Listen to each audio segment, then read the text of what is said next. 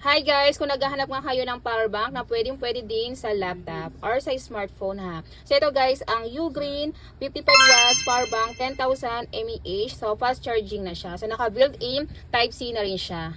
So ito yung guys, yung power bank na no need na magdala ng cable dahil nga may sarili lang nga siyang pinaka-cable. Ang kagandahan dyan, yung cable niya is very durable. Ito ay gawa sa nylon braided. So hindi po siya mga open wire. Ayan. Napakatibay niyan ha. So ito ay Type-C. Ayan siya. O, diba? Okay. Super ganda ng quality ng ating Ugreen power bank na ito.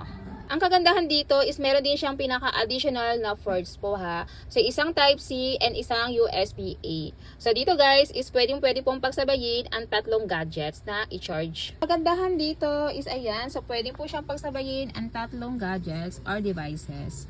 So, ayan siya. Dalawa yung Type-C and then isang USB-A.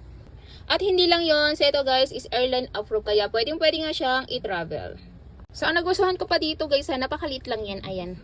Okay, so pwede siyang ilagay sa pocket, ibulsa, or ilagay sa small pouch or bag nyo. So hindi siya nakakatako space sa inyong bag. So ito guys is naka-large LED digital display screen na nga siya. So makikita nyo guys yung pinaka-remaining battery ng power bank and then ng input and output ng power. So ayan siya.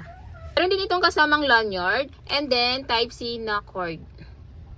Ayan. Okay. So, go check out na tayo guys sa ating basket. Ang Ugreen power bank po ha. Super nice ang power bank na ito. Super cute lang. Ayan. Super cute kasi laki lang ng palad ko. Ayan. So, don't forget, apply the voucher. Thank you so much po.